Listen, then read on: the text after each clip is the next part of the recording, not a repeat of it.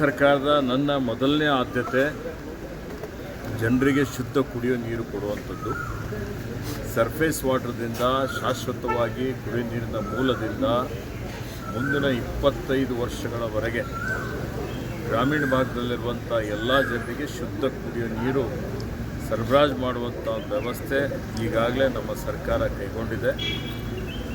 ಹಿಂದೆ ಮಾನ್ಯ ಪ್ರಿಯಾಂಕ್ ಖರ್ಗೆ ಅವರು ಭಾಳ ಉತ್ತಮವಾಗಿ ಯೋಜನೆಗಳನ್ನೆಲ್ಲವನ್ನು ರೂಪಿಸಿದ್ದಾರೆ. ನಾನು ಅದನ್ನು ಮುಂದುವರಿಸಿಕೊಂಡು ಅತ್ಯಂತ ಪಾರದರ್ಶಕತೆಯಿಂದ ಪರಿಣಾಮಕಾರಿಯಾಗಿ ಶುದ್ಧ ಕುಡಿಯುವ ನೀರು ಜನರಿಗೆ ಒದಗಿಸುವಂಥ ಒಂದು ಕೆಲಸವನ್ನು ಮಾಡಲಿಕ್ಕೆ ಆದ್ಯತೆಯನ್ನು ಕೊಡುತ್ತೇನೆ. ಗ್ರಾಮೀಣ ಅಭಿವೃದ್ಧಿ, ಮಹಾತ್ಮ ಗಾಂಧೀಜಿಯವರು ಭಾರತದ ಆತ್ಮ ಗ್ರಾಮಗಳಲ್ಲಿದೆ ಅನ್ನುವಂಥ ಮಾತನ್ನು ಹೇಳಿದ್ದಾರೆ. ಎಲ್ಲಿವರೆಗೆ ಗ್ರಾಮಗಳು ಅಭಿವೃದ್ಧಿ ಆಗೋದಿಲ್ಲ ಅಲ್ಲಿವರೆಗೆ ಈ ದೇಶ ಅಭಿವೃದ್ಧಿ ಆಗೋದಿಲ್ಲ ಅನ್ನುವಂಥದ್ದು ಅವರು ಹೇಳಿದಂಥದ್ದು.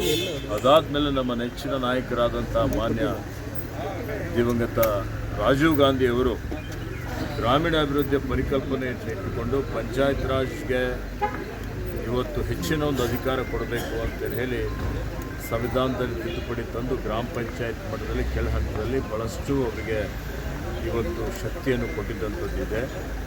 ಹೀಗಾಗಿ ಅಲ್ಲಿ ಗ್ರಾಮಗಳಲ್ಲಿ ಆಸ್ತಿ ನಿರ್ಮಾಣ ಮಾಡುವಂಥದ್ದಿರ್ಬೋದು, ಸ್ವಚ್ಛತೆ ಕಾಪಾಡುವಂಥದ್ದಿರ್ಬೋದು, ಇತರ ಅಲ್ಲಿ ಗ್ರಾಮಗಳಲ್ಲಿರುವಂಥ ಏನು ಕೆರೆಗಳಿದ್ದಾವೆ ಆ ಕೆರೆಗಳು ನೀರಿನ ಜಲಮೂಲಗಳನ್ನು ಸಂರಕ್ಷಿಸುವಂಥ ಒಂದು ಕೆಲಸಕ್ಕೆ ನಾನು ಆದ್ಯತೆಯನ್ನು ಕೊಡುತ್ತೇನೆ. ಮತ್ತು ಇನ್ನಿತರ ಅನೇಕ ವಿಷಯಗಳಿದ್ದಾವೆ. ನಾಳೆ ಸಭೆ ಕರೆದಿದ್ದೇನೆ. ನಾಳೆ ಸಭೆಯಲ್ಲಿ ಎಲ್ಲ ಮಾಹಿತಿಯನ್ನು ಪಡೆದುಕೊಂಡು ಇನ್ನು ಇಲಾಖೆಯಲ್ಲಿ ಹಿಂದಿನ ಯೋಜನೆಗಳನ್ನು ಮುಂದುವರಿಸಿಕೊಂಡು ಒಂದು ಉತ್ತಮವಾದಂಥ ಆಡಳಿತ ಕೊಡಲಿಕ್ಕೆ ಪ್ರಯತ್ನ ಮಾಡ್ತೇನೆ.